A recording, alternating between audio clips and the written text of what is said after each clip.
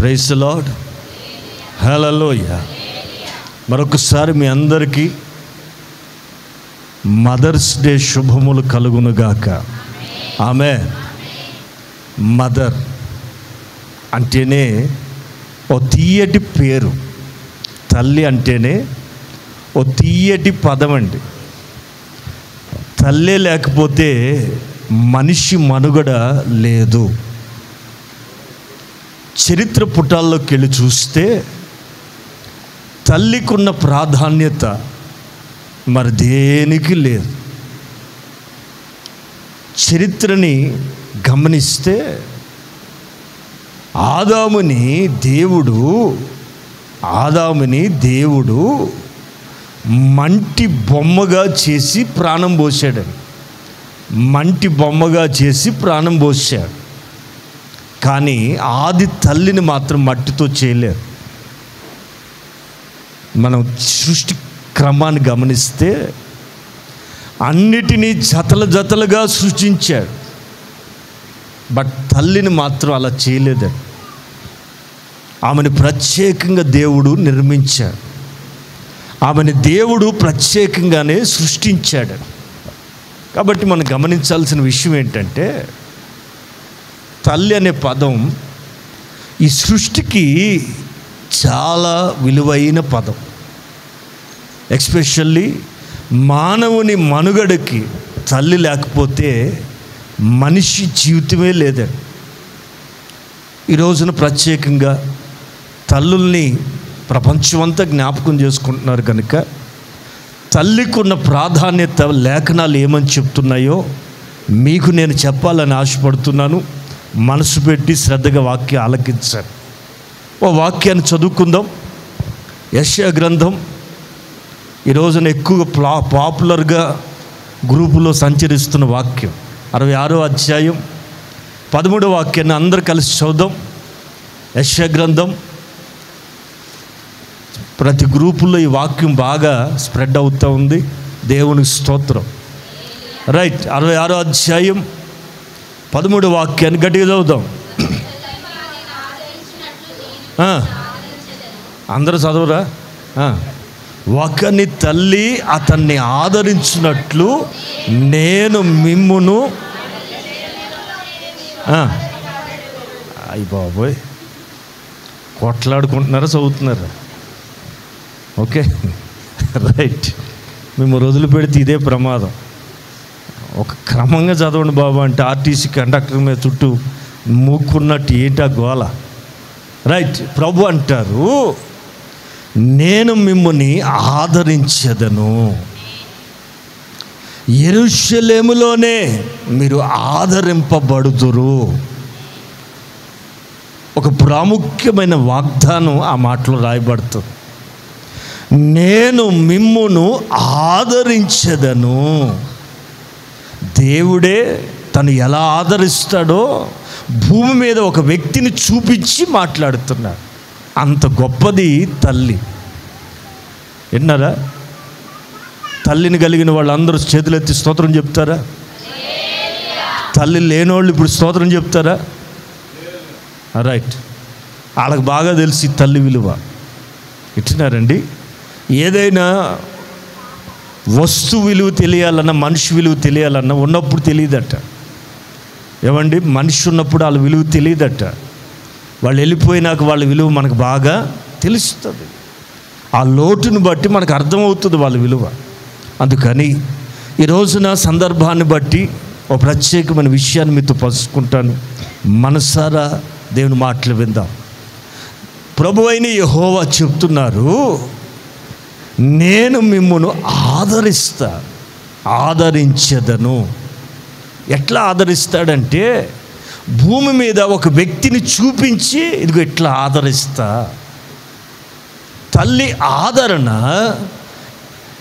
తల్లి ఆదరించినట్లుగా ప్రపంచంలో ఏ వ్యక్తి ఎవరిని ఆదరించలేరు. ఎంత దుర్మార్గుడైనా సరే తల్లి ఏం చేస్తుంది? కౌగిల్లో పెట్టుకుని దాచుకుంటుంది.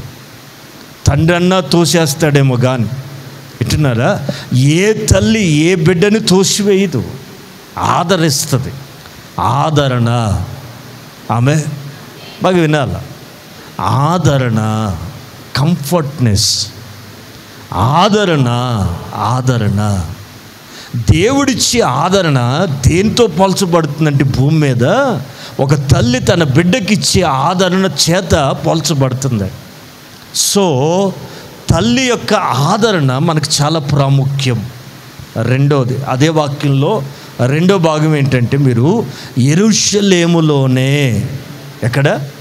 యెరూషలేములోనే ఆదరించబడుదురు. ఆమె తల్లి, తల్లి. ప్రభువు తల్లితో ఎందుకు పోల్చారు? ఈ మాట తల్లితో ఎందుకు పోల్చడం జరిగిందంటే కొన్ని మాటలు చెప్తాను, ఆలకించండి. తల్లి అనే ప్రస్థానం ఆది కాండంలో మొదలవుతుంది. చదువుదాం 3వ అధ్యాయం, ఆది కాండం 3వ అధ్యాయం. ఈ 3వ అధ్యాయంలో జరిగిన సందర్భం ఏంటంటే, వీళ్ళు ఏదెను తోటలో నిరభ్యంతరంగా చక్కగా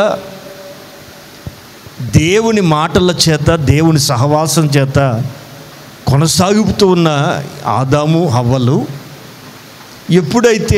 ఎప్పుడైతే ఆజ్ఞను మీరారో, పాపంలో పడ్డారో, దేవుడు ఒక్కొక్కరిని శిక్షించి శపించి ఏదేల్లోంచి బయటికి నెట్టేస్తున్న తరుణంలో దేవుడు అన్నాడు కదా, 3వ అధ్యాయం 20వ వాక్యం చదవాలి.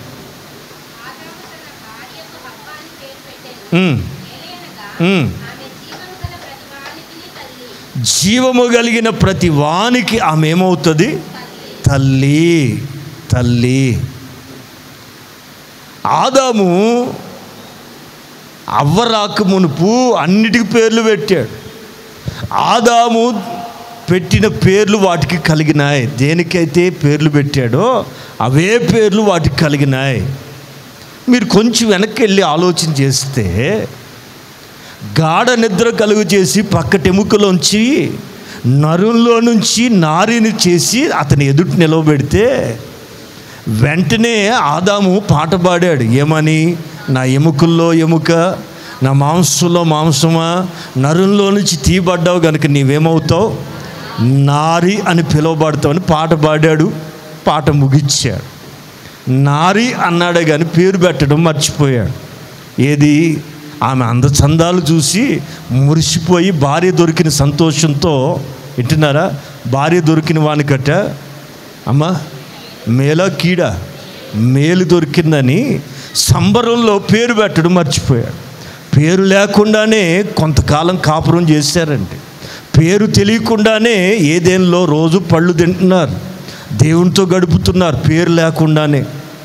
వింటున్నారా? ఆదాముకి ఎవరు పేరు పెట్టారు? దేవుడు పెట్టాడు. అవ్వకి దేవుడు ఎందుకు పెట్టలా? సరే, ఇవన్నీ పిచ్చి ప్రశ్నలు అనుకోండి. మనం కొంచెం ఇట్లా తిక్కగా ఆలోచిస్తే చక్కగా వాక్యం అర్థమవుతుంది. ఆమేన్, హల్లెలూయా. పిల్లరా, పండు తినే వరకు కూడా పేరు పెట్టలేరు. పండు తినేశారు, మహిమను పోగొట్టుకున్నారు. ఏదేల్లోంచి గెంటి వేయబడిన తరువాత బయటకు వచ్చి పెట్టాడు. ఏమని? హవ్వా. హవ్వా. మనోళ్ళు కూడా నాయనమ్మల్ని ఏమంటారు? మా యవ్వ. ఏమంటారు అంటే, మమ్మల్ని అందరు కన్నది ఈమె కనుక ఈమె మాకెవరు? అవ్వ. అవ్వ అంటే జనములకు తల్లి అని అర్థమవుతుందా? అదే పదం మనం కూడా ఇప్పటికీ వాడుతున్నాం. అవ్వ కావాలి. ఎవరు చెప్పారు మీకు? ఏదో ఒకటే కోరుకోవాలి మనం. ఆమె ఎక్కడిది అవ్వ? అదిగో అక్కడిది. రైట్. జీవము కలిగిన ప్రతి వానికి ఈమె ఎవరు? గనుక ఈమె పేరు హవ్వా. ఈవ్, హవ్వా అని పేరు పెట్టాడు. పేరు పెట్టాడు, మౌనంగా ఉండొచ్చుగా. ఇంకొక మాట అంటాడు అక్కడ, జీవము గల ప్రతి వానికి ఈమెమవుతుంది? తల్లి. తల్లి అనే పదం ఇక్కడ మొదలవుతుంది. రైట్. జీవము కలిగిన ప్రతి వానికి ఈమె ఏమైంది? తల్లి. తల్లి అంటే మనుషుల మనుగడకి మూల కేంద్రం.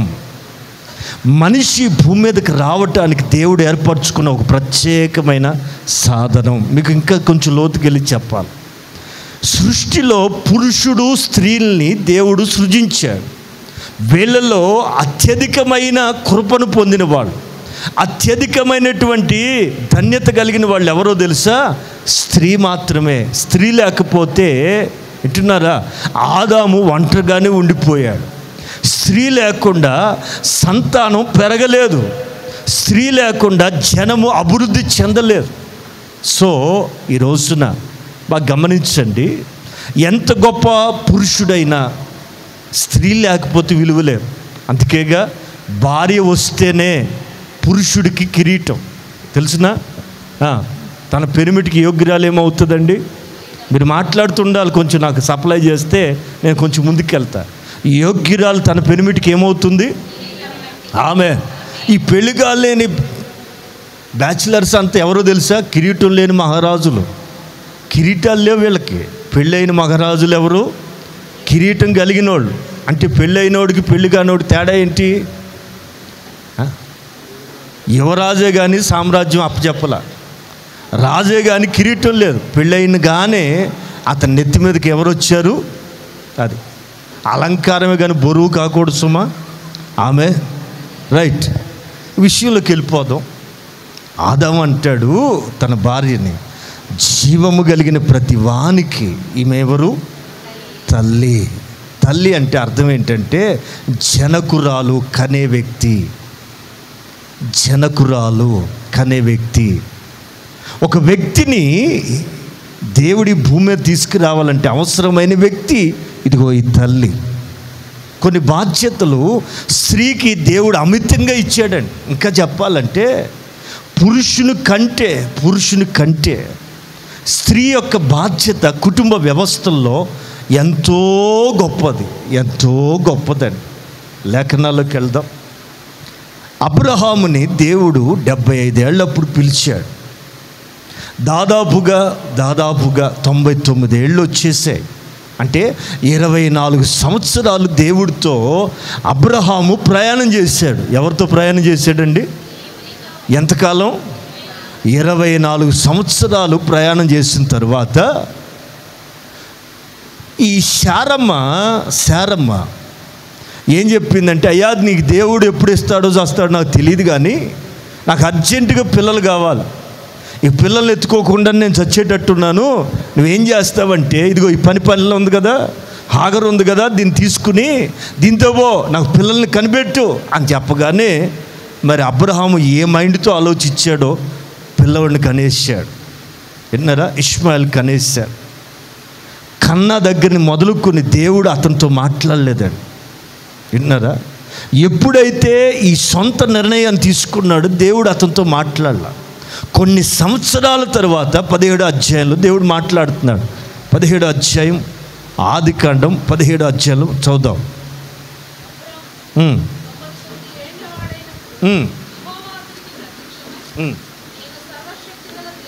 నేను సర్వశక్తి కలిగిన దేవుణ్ణి, నా సన్నిధిలో నడుస్తూ నిందారహితుడవై ఉండు. ఏంటి ఆ నింద? నేను చెప్పని పెళ్లి చేసుకున్నావు, నేను చెప్పని పని చేసావు. విన్నారా? నిందారహితుడవై నా సన్నిధిలో నడుస్తున్నటువంటి నీవు ఎలాగుండాలి? నిందారహితుడవై ఉండు అని చెప్తూ ఏమంటాడంటే,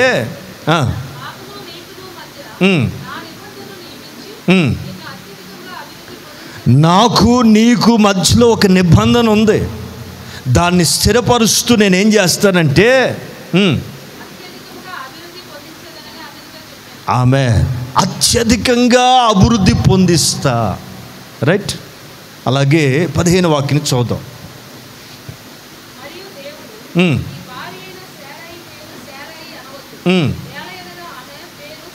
3-4 వాక్యాల్లో ఇక మీదట నీవు అనేక జనములకు తండ్రి వగునట్లుగా నీ పేరు ఇక మీదట అబ్రాము అనబడదు, అబ్రహాము అనబడుతుంది అన్నాడు.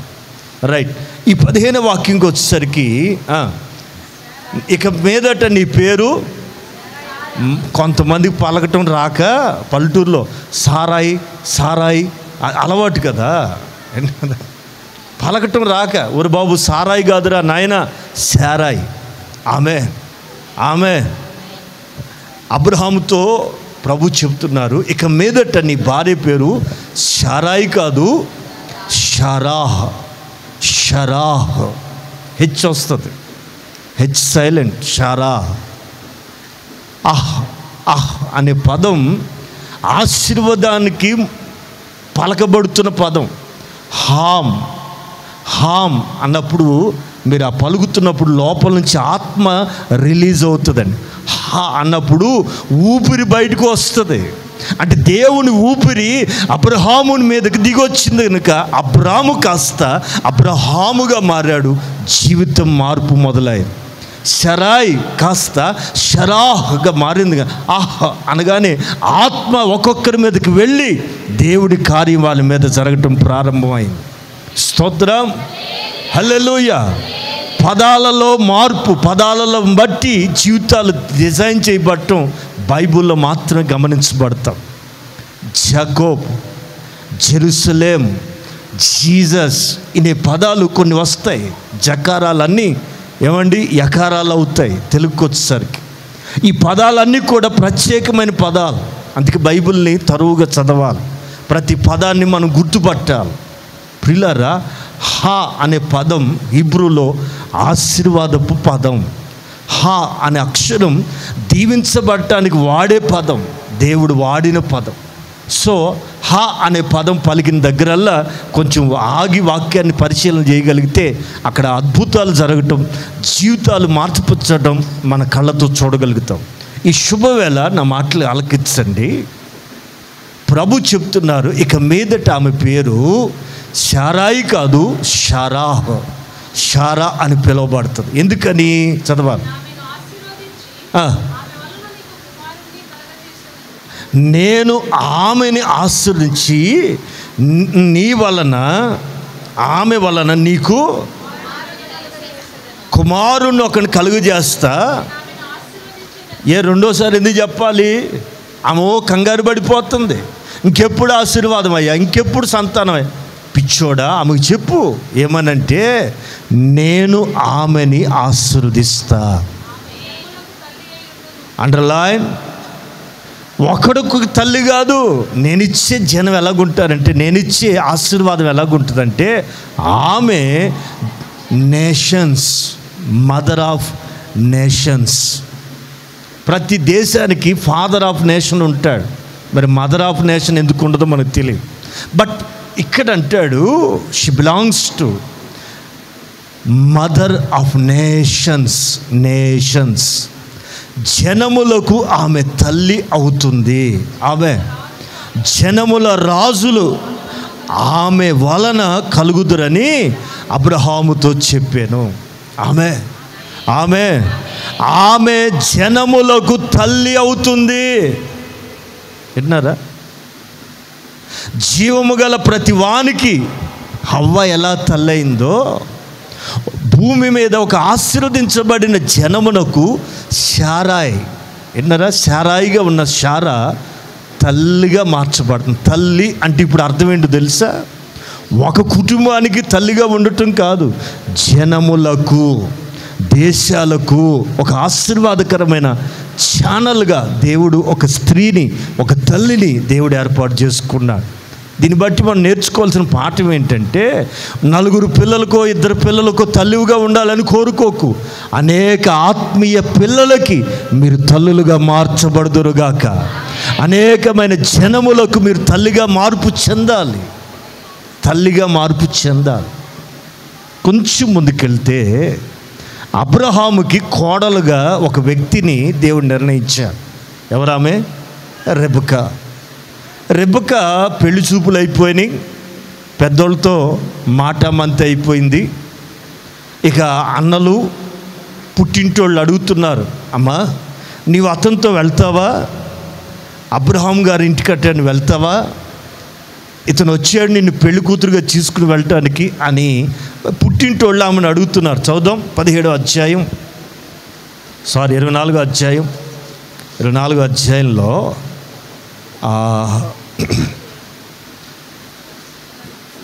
57 వాక్యం నుంచి రైట్. ఎన్నారా పుట్టింటోళ్ళు చిన్నది అంటే యంగ్ గర్ల్ ఆ చిన్నదాన్ని పిలిచి ఏం చెప్తుందో విందామని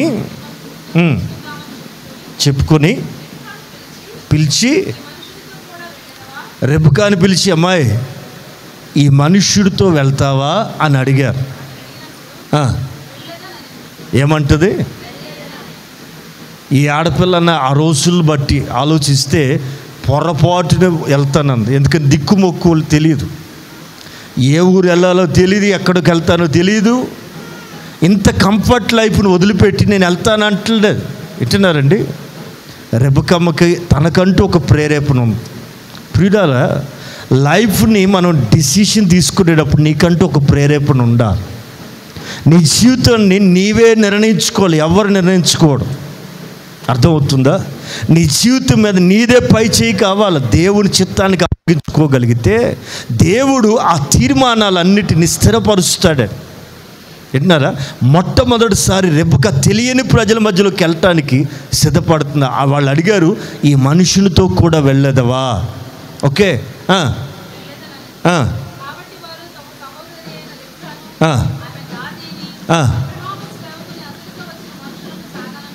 సాగనంపినప్పుడు వాళ్ళు ఏమని దీవిస్తున్నారు తెలుసా? రెబెకాని,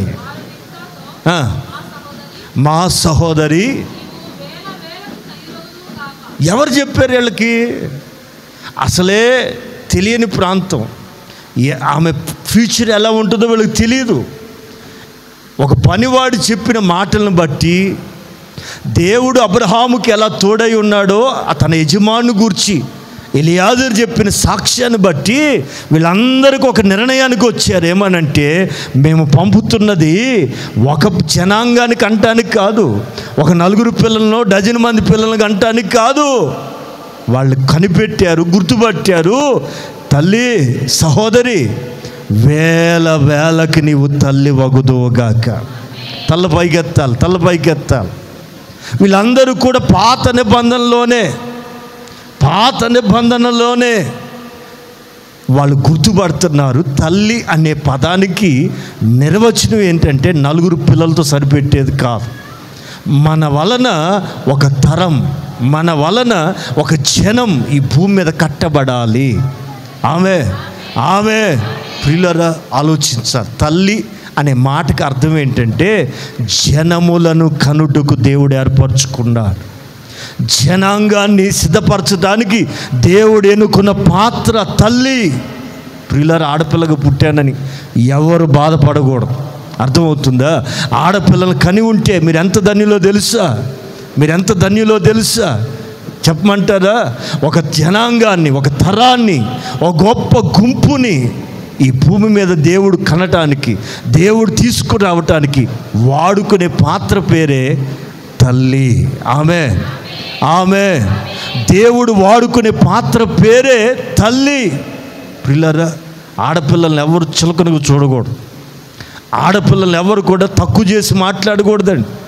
ఎందుకంటే ఆమె దేవుడు ఎందుకు సృష్టించాడంటే జనములకును కంటానికి, రాజులు గర్భవాసన రావటానికి. ఆమె పిల్లరా, ఈ ప్రత్యేకమైన దినం తల్లి యొక్క పాత్ర, తల్లికి ఉన్న ప్రాధాన్యత మీకు తెలియాలి. ఏదో ఆడపిల్లకు పుట్టాము, ఇది నా కర్మ, నేను కానీ మగవాడికి పుట్టింటే జీన్స్ ప్యాంట్ వేసుకు తిరిగేదాన్ని, అసలు షూ వేయాలంటే అసలు మగవాళ్ళ తర్వాతే అని అనుకుంటారేమో. వాళ్ళకుండే బాధ మీకేం తెలుసు అంటే, వాళ్ళకున్నాయి, మీకుండేవి అని మీరు అడగచ్చు. కష్టాలన్నీ మాకే కదండి. నన్ను అడగండి, అవ్వమ్మని అడగండి. దానికి కారణం దేవుడు కాదండి బాబు. దేవుడు సృజించినప్పుడు చక్కగా సృజించాడు. ఎప్పుడైతే హవ్వ హద్దు మీరిందో, ఎప్పుడైతే హవ్వ చేయకూడని పని చేసిందో దాని యొక్క శిక్షని కుటుంబం అంతటి మీదకి, జనము మీదకి జనము, వింటున్నారా? తరము వెంబడి తరం జనాలకి దీవెనకరంగా ఉండాల్సిన ఆ తల్లి ఇదిగో ఈ శ్రమకి కారణమైంది. ఇంకెంతకు మించి నేను చెప్పలేను అనుకోండి. మీకు ఇంకా చెప్పాలంటే స్త్రీ గర్భ వేదన మిక్కిలి హెచ్చించబడటానికి కారణం ఎవరో తెలుసా? దేవుడు కాదు, ఆమె చేసిన పాపం. ప్రియులారా, పాపం యొక్క పర్యవసానం ఎలా ఉంటుందంటే ఒక్కసారి ఇన్స్టెంట్గా ఉండదు, తరతరాలుగా వెంబడిస్తుంది అనేది వాస్తవం. సరే, తల్లి ఎవరామె? జనములకు తల్లి. ఆమె జీవము గల ప్రతిదానికి అవెవరు? తల్లి స్థానం ఎవ్వరూ పూడ్చలేదు, తల్లి స్థానం ఎవరికి ఇవ్వలేదండి. రైట్? సృష్టిలో కానీ, కుటుంబంలో కానీ, సమాజంలో కానీ తల్లి యొక్క పాత్ర చాలా విలువైనది. కొన్ని మాటలు చెప్తాను, ఇక లోతుకి వెళ్దాం.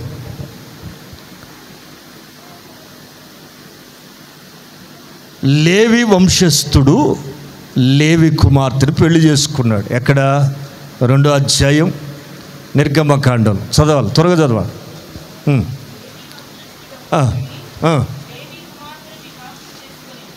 తలపైకి ఎత్తారు. ఏ వంశస్థుడు ఆ వంశస్థురాలనే చేసుకున్నాడు. ఈ మధ్య కొంతమంది అన్యులైనా పర్లేదన్నయ్య, ఒక ఆత్మని రక్షించేస్తాను, నీ తలకాయ రక్షిస్తావు. ఎక్కడ రక్షిస్తావు? వాడే నిన్ను మార్చేస్తాడు తెలుసా? వింటున్నారండి? ఎస్పెషల్లీ ఈ పెళ్ళిళ్ళ కార్యక్రమాల్లో చాలా జ్ఞానంగా, చాలా ఆధ్యాత్మికమైన నడిపింపుతో ముందుకెళ్ళాలి. అర్థమవుతుందండి? లేవి వంశస్థుడు అనగా విశ్వాసిని పెళ్లి చేసుకోవాలి. అర్థమవుతుందా? లేవి వంశస్థురాలు పెళ్లి చేసుకున్నాడు. ఇక అక్కడి నుంచి చరిత్ర మీకు తెలుసు. వీళ్ళెవరు? మోషే చరిత్ర చదువుదాం. 6వ అధ్యాయం నిర్గమకాండం 20వ వాక్యం. 6వ అధ్యాయం 20వ వాక్యం చదువుదాం. యోకెబేతును పెళ్లి చేసుకున్నాడు. ఆమె అప్పటికే మిరియాము పుట్టేసింది. Okay, right. మిరియాము ఆ ఇంట్లో చెప్పాలా, అది మొట్టమొదటి పుట్టిన కుమార్తె, తర్వాత అహరోన్, తర్వాత చివరివాడు మోషే పుట్టినప్పుడు కొన్ని అనివార్య కారణాలను బట్టి బిడ్డను పెంచుకోలేక ఆ బిడ్డని నైల్ నదిలో వదిలేసి జంపెట్టి చేసి, దేవుడి దయ ఉంటే బతుకుతాడు, లేకుంటలేదు, నా చేతులతో ఇంత సుందరుడైన కుమారుడు నేను చంపలేనని చెప్పి ఆ తల్లి యోకెబేతు ఏం చేసింది? నైల్ నదిలో వదిలేయటం. మొత్తానికి దేవుడు, ఆకాశమందున దేవుడు మోషే పట్ల గొప్ప ప్రణాళిక కలిగి ఉన్నాడు కనుక అతన్ని చావుకు అప్పగించక, ఏ ఇంట్లో అయితే మరణపు చట్టం బయలుదేరిందో అదే ఇంట్లోంచి యువరాణిని లేపడం, నైల్ నదికి స్నానానికి సాయంత్రం తీసుకెళ్ళటం, ఆ పిల్లవాడి ఏడుపు వినడం, రాణి ఆ పిల్లవాడిని తెప్పించడం, చూసి ఈ పిల్లవాడు ఇంత చక్కగా ఉన్నాడు, ఎవరు కన్నారో అంటుండగానే ఏ తల్లికి అందో అదే సహోదరి మిరియాము వచ్చి, అమ్మ ఈ బిడ్డను పెంచడానికి దాదిని తెమ్మంటావు అంటే తీసుకురమ్మంటాం. మొత్తానికి ఆ బిడ్డను పెంచితే నేను జీతం ఇస్తానని ఒప్పందం చేసుకోవటం. విచిత్రమైన చరిత్ర అక్కడ ప్రారంభమైంది. ప్రియులారా, ఏ తల్లికి దొరకని ఆధిక్యత మోషే తల్లికి, యోకెబేతుకు దొరికింది. తన బిడ్డని పెంచుకుంటున్నందుకు గవర్నమెంట్ జీతం ఇస్తుందండి. స్తోత్రం. ఏది తల్లికి వందనం కాదు, ఇప్పుడు మొదలైనవి. ఆ రోజుల్లో వందనం లేకుండానే ఏమండి గవర్నమెంట్ డబ్బంతా మోషే ఇంటికి వచ్చేసాం. పిల్లరా, ఏ తల్లి అయితే బిడ్డను పెంచుకోలేననుకుందో అంగరంగ వైభవంగా తన చేతులతో బిడ్డను పెంచుతుంది. ఎలా పెంచిందో తెలుసా? ఎలా పెరుగుతుంది? ఐగుప్తులోనే ఫరో కుమారుడు కానీ పెరుగుతున్నాడు, కానీ ఎట్టున్నారండి తన పెంపకంలో పెంచుతూ ఉంది. స్తోత్రం, హల్లెలూయా.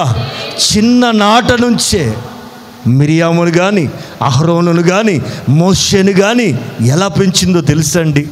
బ్రహ్మాండమైన పెంపకం. ఆమె చక్కని దైవజనుల్ని ఆ తల్లి పెంచింది. విన్నారా? తండ్రి క్రమశిక్షణ నేర్పుతాడు, తల్లి చెప్పాలా ఆదరణ. సబ్జెక్ట్లో చెల్లొద్దుగా, ఈ దేవుడే అంటాడు ఒకని తల్లి అతన్ని ఆదరించినట్లు. అంటే తల్లి తప్ప ఏ వ్యక్తి కూడా ఒక మనిషిని ఆదరించలేరు అనేది వాస్తవం. తల్లి తప్ప ఏ వ్యక్తి కూడా దేవుడు ఆదరించినట్లుగా ఆదరించలేడు. అందుకే దేవుడు కూడా అంటాడు, ఆకని తల్లి అతన్ని ఆదరించినట్లుగా నేను మిమ్మల్ని ఆదరిస్తా. Right right. ఎకోబెత్ అండి 3 బిడ్డలను పెంచింది. ఎలాంటి పెంపకం అది? 3 దేవునికి ఉపయోగపడ్డారు. స్తోత్రం. దేవుని చేతిలో వాడబడ్డారు. విన్నారా? సరే, తల్లి ఆడపిల్లని పెంచగలదు, మగపిల్లని పెంచగలదా? మీరు చెప్పాలా? ఈరోజు మెడని తిట్టే ఉంటుంది. విన్నారా? ఆడపిల్లలు అయితే పెంచుతాం అన్నయ్య, మగపిల్లలు ఎక్కడ మాట వింటారు మాకు? మరి మిరియాముని ఎలా పెంచిందో అహరోన్ని అలాగే పెంచింది. విన్నారా? ఇంట్లో ఉన్నవాడిని ఎలా పెంచిందో రాజగృహంలో ఉన్న మోషేను కూడా, లగ్జరీగా ఉన్నా కూడా వాల్యూస్ తగ్గకుండా, మోరల్ వాల్యూస్ తగ్గకుండా పెంచింది ఒక తల్లి. స్తోత్రం. హల్లెలూయా. పెంచింది ఒక తల్లి. విన్నారా? మిరియాం తంబూర చేత పట్టుకుని ఆ రోజుల్లోనే గొప్ప ఆరాధికురాలంట. స్తోత్రం. అహరోను ధూపమును పట్టుకుని నిత్యము దేవుని మందిరంలో యాజకత్వం చేసే యాజకుడిగా దేవుడు వాడుకున్నాడు. మోషేని ప్రియులరా, మనం ఆలోచన చేసినట్లయితే ఆమె ఎలా పెంచిందంటే లక్షల మందిని నడిపించగలిగిన, నోరు లేనోడైనా గడగడలాడించగలిగిన అంతటి స్థాయికి దేవుడు అతన్ని పెంచాడు. ఆ తల్లి పెంపకం చూడండి. మిరియాము కానీ, మిరియామే కదా, మరి మాట్లాడరా? అహరోను కానీ, వీళ్ళందరినీ సెట్ చేసింది ఎవరండి? చెప్పాలా? ఆడపిల్లల్ని ఎవరైనా పెంచుతారండి, ఆడపిల్లలను తల్లులు. బట్ మగపిల్లలను పెంచటంలోనే ఉంది కృప. ఆమె వాళ్ళు ఎవరైనా కానివ్వండి, పెంపకం అనేది తల్లి బాధ్యత. పోషణ కానీ సంరక్షణ కానీ తండ్రి బాధ్యత. తండ్రికి ఉంది, తల్లి బాధ్యత కుటుంబ వ్యవస్థలో అత్యధికమైన కీలక పాత్ర వహిస్తుంది అనేది వాస్తవం. ప్రియులారా, ఇంకా మనం కొంచెం ముందుకెళ్తే ఆ మందిరంలో ఇంచుమించు 12 ఏళ్ళప్పుడు వదిలేసింది శామ్యూయల్. ఎవరు? హన్నా చిన్న వయసులో పాలు విడిచినప్పుడు, మేబీ 12 or 13 years, అప్పుడు హన్నా ప్రతిష్ఠించి అప్పగించి సేవకుడికి అప్పగించి వచ్చేసింది.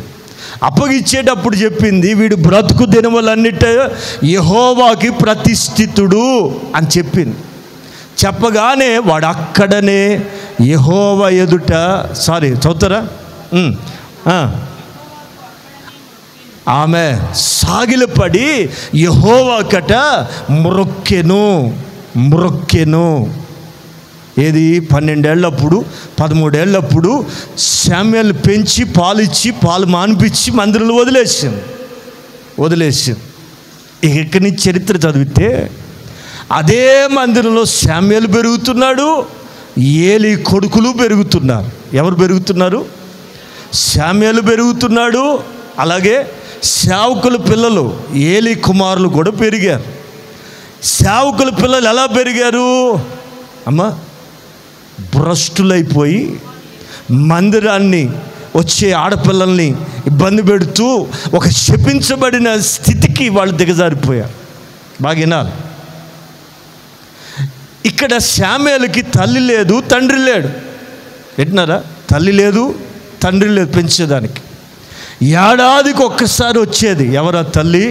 హన్నా. ఏడాదికి ఒక్కసారి వచ్చి ఏం చేసేది తెలుసా?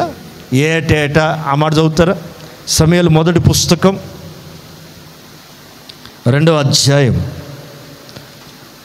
19వ వాక్యం చదవాలి.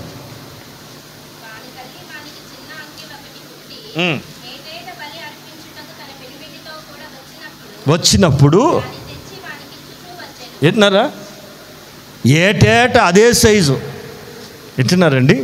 13 ఏళ్ళప్పుడు ఏ అంగీ సైజు ఉందో ఈ సంవత్సరం అంతా అంగిని తన చేతులతో కుట్టి ఏటేట తెచ్చిచ్చేదట. శామ్యూల్ అడిగుండొచ్చు, ఏంటి మమ్మీ నువ్వు వచ్చేదే ఏడాదికి కొత్త బట్టలు తెస్తావు అనుకుంటే ఏంటి మళ్ళీ అదే సైజు తెచ్చేవేంటి? సైజునే పెరిగాగా. ఒక పిచ్చోడా, సైజు పెరిగావు కానీ ప్రతిష్ట తగ్గకూడదు. నేను ఏ వయసులో నిన్ను ఏ రీతిగా సమర్పించానో ఎంత వయసు వచ్చినా సమర్పణలో మార్పు రాకూడదు, ప్రతిష్ఠతలో మార్పు రాకూడదు. దేవుని మందిరంలో నీవు ప్రతిష్ఠితుడివి అని గుర్తు ఉండేటట్టుగా నీ సైజు మారుతుందేమో కానీ ప్రతిష్ఠిత సైజు మారకూడదు అని ఆ చిన్న అంగీని ఏటేట కుట్టేట తీసుకొచ్చి, మరి ఏం చెప్పిందో తెలీదు, అదే మందిరంలో శామ్యూలు పెరిగాడు, ఏలి పిల్లలు పెరిగారు. బట్ శామ్యూలు మాత్రం దాను మొదలుకొని ఆమెన్ బెర్షెబా వరకు యెహోవాకి ప్రవక్తగా, ఆ రోజుల్లో ప్రవక్త అంటే సుప్రీం, రాజులకు తీర్పు తీర్చేవాడు సుప్రీం, రాజులను అభిషేకించేవాడు ప్రవక్త. నా దేవుని ప్రజలారా ఆలకించండి. ఏలి ఎందుకు పెంచలేకపోయాడు? ఒక్కరోజు మాత్రం వచ్చిన హన్న అక్కడ లేకపోయినా, వింటున్నారా, అక్కడ లేకపోయినా ఎలా పెంచింది? సమర్పణకు తగిన తీర్మానం. అందుకని తల్లి ఏం చేయాలంటే మీ పిల్లల్ని వాళ్ళు ఎందుకు దేవునికి ఇచ్చాడో, నీ పట్ల దేవుని పట్ల నీ బిడ్డల పట్ల ఆ ఉద్దేశం ఏంటో నీకు ఎరుగుంటే, నీ పిల్లల పట్ల దేవుని చిత్తం ఏంటో ఒక తల్లిగా నువ్వు ఎరుగుంటే అదే మాట వాటికి గుర్తు చేస్తూ ఉండాలి. మీరు వేరైన ప్రజలు, దేవుడు మనల్ని ఏర్పరచుకున్న ప్రజలం, దేవునికి చెందిన బిడ్డలం, లోకస్తులం కాదని మాటి మాటికి నువ్వు గుర్తు చేయాలి. అర్థమవుతుందండి ప్రియులారా? తల్లి పెంపకం ఎంత విలువైందో ఆలోచించాలి. నా దేవుని ప్రజలారా, దేవుడు కూడా తన దయని, తన ఆదరణని పోలుస్తుంది తల్లి ఆదరణతోనే. సో తల్లి పాత్ర, తల్లి యొక్క బాధ్యత కుటుంబంలో ఎంత విలువైందో ఒకసారి ఆలోచన చేద్దాం. అవే హల్లెలూయా. అందుకే మోషే కాలంలో దేవుడు చెప్తారు. 2 మాటలు చూద్దాం. నిర్గమకాండం 20వ అధ్యాయం, నిర్గమకాండం 20వ అధ్యాయం 12వ వాక్యం చూద్దాం.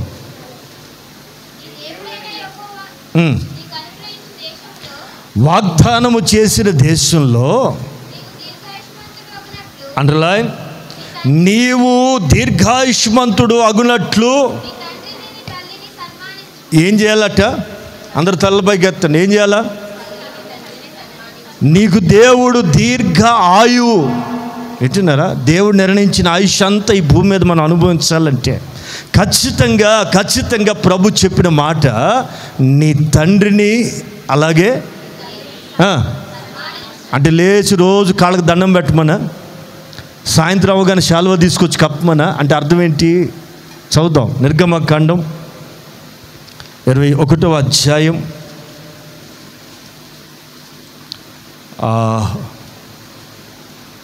15వ వాక్యం నుంచి చదవాలి.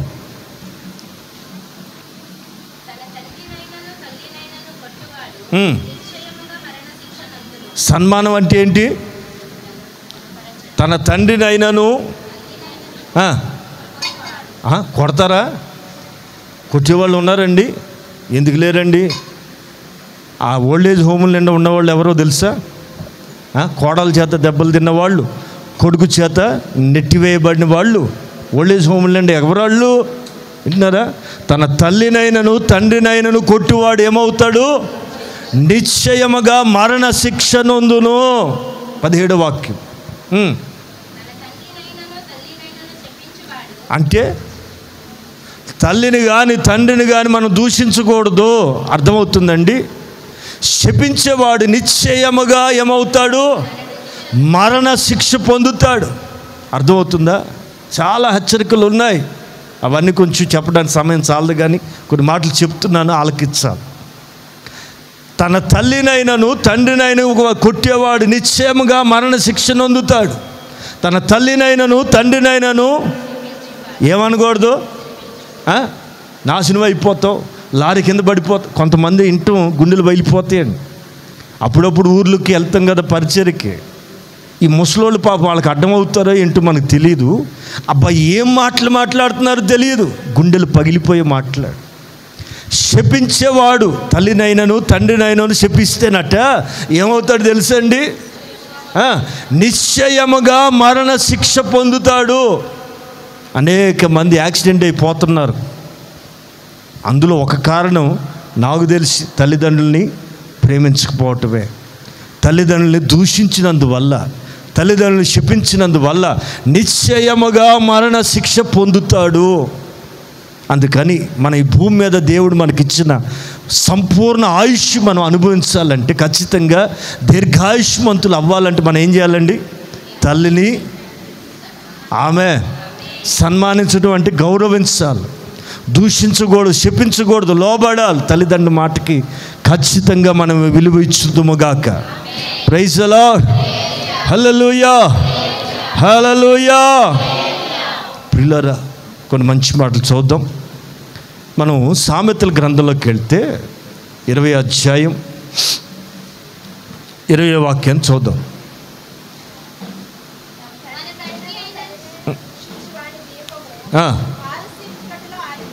తన తల్లినైనను తండ్రినైనను దూషిస్తే, వాళ్ళు ఎంత తీసుకొచ్చినా కొంచెం ఓపిక కలిగి ఉందాం. వింటున్నారండి? సరేనండి, తల్లిదండ్రి అంటున్నారు, అత్తమామల సంగతి ఏంటి?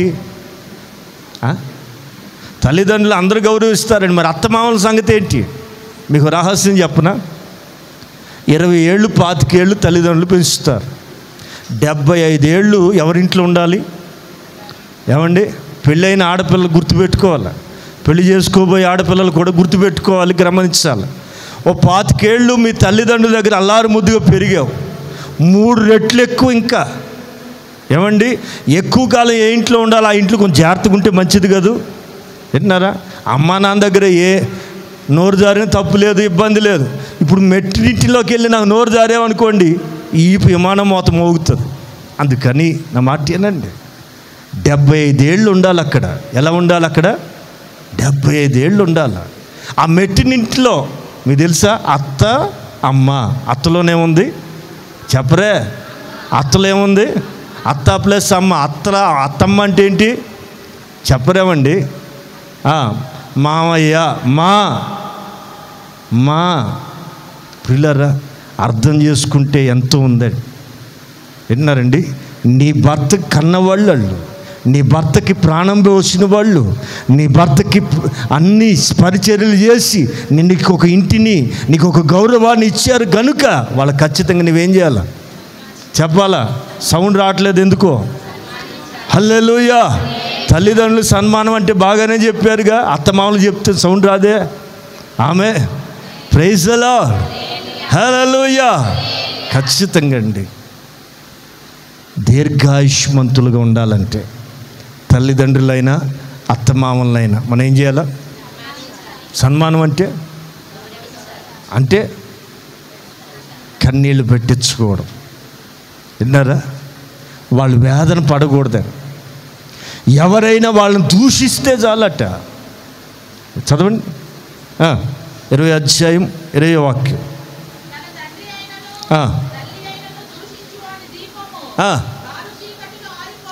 కారు చీకట్లో ఆరిపోతుంది. ఏం చేస్తేనే? అమ్మా, ఎగిరెగిరి తన్నేవాళ్ళు లేకపోలేదు ఈ రోజుల్లో. ముసల్దానా నువ్వు దండగా పో అని నెట్టేస్తున్న వాళ్ళు లేరా? ఉన్నారండి. అందుకని దేవుని వాక్యం ఎరిగిన మనం ఎలా ఉండాలి చెప్పాలా? ఎవరైతే తన తల్లినైనను తండ్రినైనా దూషిస్తారో వాని దీపమట కారు చీకట్లో ఆరిపోతుంది. ప్రియులారా, నీ దీపం ఆరిపోకుండా ఉండాలంటే నీవు చేసుకోవాల్సిన కొన్ని ఉన్నాయి. ఆమె 23వ అధ్యాయం అదే సామెతల గ్రంథం 22వ వాక్యం చూద్దాం.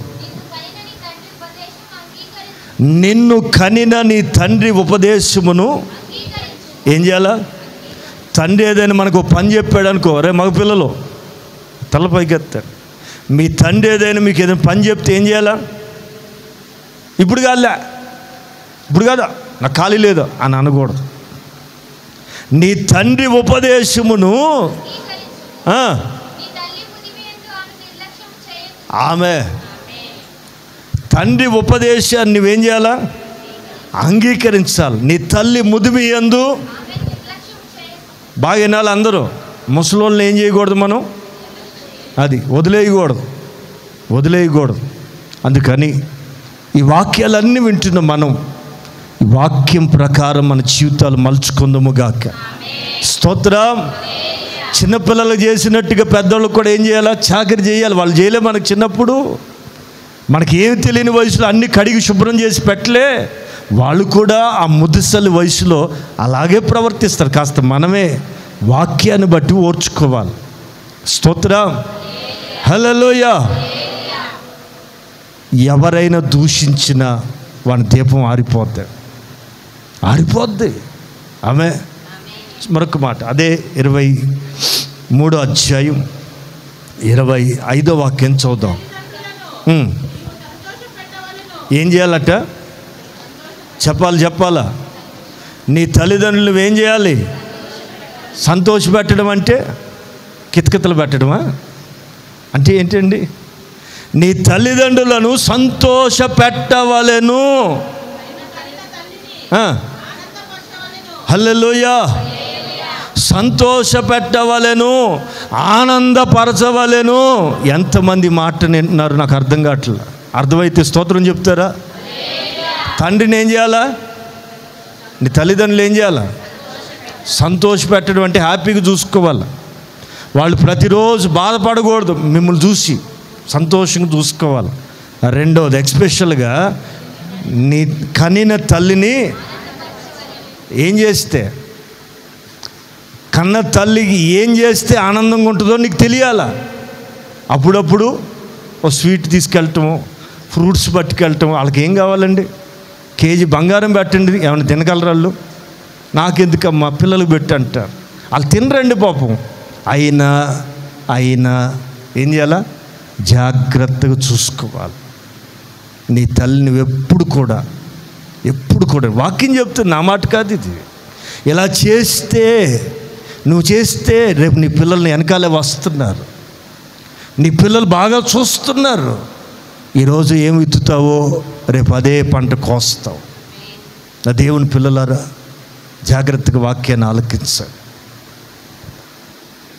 నీ తల్లిని ఎల్లప్పుడూ సంతోషంగా చూసుకోవాలి. నీ తల్లిదండ్రులు నువ్వు ఎప్పుడు ఆనందపరచాలట. ఆమేన్. హల్లెలూయా. రెండు మాటలు చెప్తాను. ఇకనే తల్లి స్థానం చాలా విలువైన. ఈ భూమి మీద తల్లి యొక్క పాత్ర కానీ తండ్రి యొక్క పాత్ర కానీ చాలా విలువైన. సో వాళ్ళని బట్టే ఈ భూమి మీదకి మనం రాగలిగాం. ఇంకా చెప్పాలంటే యేసు ప్రభు వారు కూడా కల్వరి శిలువలో వేలాడుతూ మరికొన్ని గంటల్లో ఆయన చనిపోతున్నప్పుడు 3వ మాట పలికారు. యోహాను సువార్త 16వ అధ్యాయమేనా? యోహాను సువార్త 19వ అధ్యాయం 26వ వాక్యంలో యేసు ప్రభు వారు అంటారు,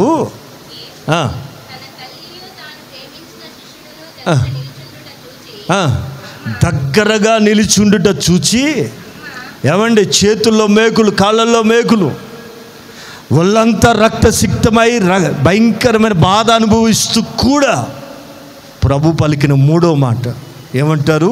అమ్మా, అది చూడండి, తలతోనే సైజు, ఇదిగో నీ కుమారుడు. 27వ వాక్యం.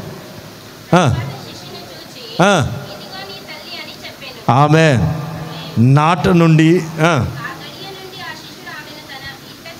చేర్చుకొనెను. Praise the lord. ప్రియులారా, ఆ రోజు నుంచి ఆ గడియ నుంచే యోహాను మరియమ్మని తన ఇంటిలో చేర్చుకున్నాడు.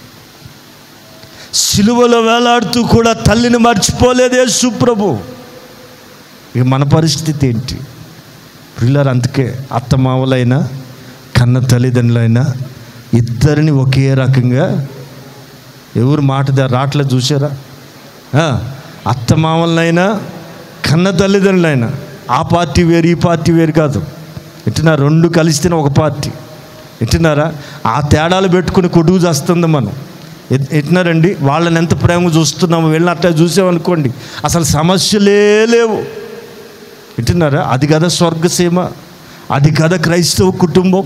దేవుని పిల్లలారా నా మాట వినండి. దైవజనుడు చక్కగా రాశాడు, యేసు ప్రభు కూడా తల్లి బాధ్యతని వదిలిపెట్టలేదు. చివరి క్షణాల్లో తల్లి బాధ్యతని మరొక వ్యక్తికి అప్పగించి వెళ్తున్నాడు. చూడండి, responsibility. Praise the lord, hallelujah. Right, తల్లి. ఇక ఆధ్యాత్మిక భాషలో చెప్పాలంటే యెరూషలేములోనే ఆ వాక్యలో రాస్తుంది. మనం అందరం కూడా ఎక్కడ ఆదరించబడతాం? తల్లి ఆదరించినట్లుగా దేవుడు నిన్ను ఆదరించే స్థలం ఎక్కడో తెలుసా? సంఘము అనే యెరూషలేములో మాత్రమే. సంఘము అనే యెరూషలేములో మాత్రమే మీరు ఆదరించబడుదురు. 6 దినాలు రకరకాల ఒత్తిళ్ళు, ఉద్యోగరీత్యా, కుటుంబరీత్యా, అనారోగ్యరీత్యా రకరకాల ఒత్తిళ్ళ మధ్యలో 7వ దినం నీవు ఎప్పుడైతే ప్రభు సన్నిధిలో చేతులెత్తి ఆరాధిస్తున్నావో, మనసారా ఆత్మతో ఆరాధిస్తున్నావో, నా ప్రభు చేసే అద్భుతమైన కార్యం. అందుకే ఆరాధన చేసేటప్పుడు మీరు ఎవరి వైపు చూడొద్దనేది, ఆరాధిస్తున్నప్పుడు తన్మయత్వంతో ప్రభుని ఆరాధించమనేది. మనసారా దేవుణ్ణి ఆరాధిస్తూ ఉండగా నీ గుండెల్లో ఉన్న భారాన్ని ఆయన తీసివేసే క్షణం అది. అందుకని ఆరాధించేటప్పుడు ఈ మాటలు గుర్తుపెట్టుకుని ప్రభుని మనసారా ఆరాధించాలి. ప్రియులారా, దేవుని ఆరాధిస్తూ ఉండగా నా దేవుడు నీ గుండెల్లో ఉన్న ప్రతి వేదన, ప్రతి ఆవేదన తీసివేసి ఆనందముతో నింపుతాడు. స్తోత్రం, హల్లెలూయా. ఆదరించబడే స్థలం ఎక్కడయ్యా అంటే యెరూషలేములోనే. గలతీ పత్రికలో పౌలు గారు కూడా చక్కగా రాస్తూ అంటాడు. గలతీ పత్రిక 4వ అధ్యాయం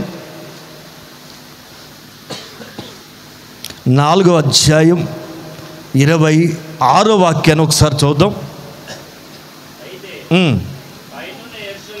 పైనున్న యెరూషలేము ఎలా ఉంది? స్వతంత్రంగా ఉంది, బంధకాల మధ్యలో లేదు. ఇక్కడున్న యెరూషలేము ఎప్పుడు యుద్ధాల మధ్యలో, రక్తపాతం మధ్యలో ఉంది, బంధకాల మధ్యలో ఉంది. కానీ పైనున్న యెరూషలేం, నా ప్రభువైన యేసు క్రీస్తు సంఘం కొరకు కట్టి తిరిగి రాబోతున్నటువంటి ఆ యెరూషలేము స్వతంత్రంగా ఉంది. అది మనకి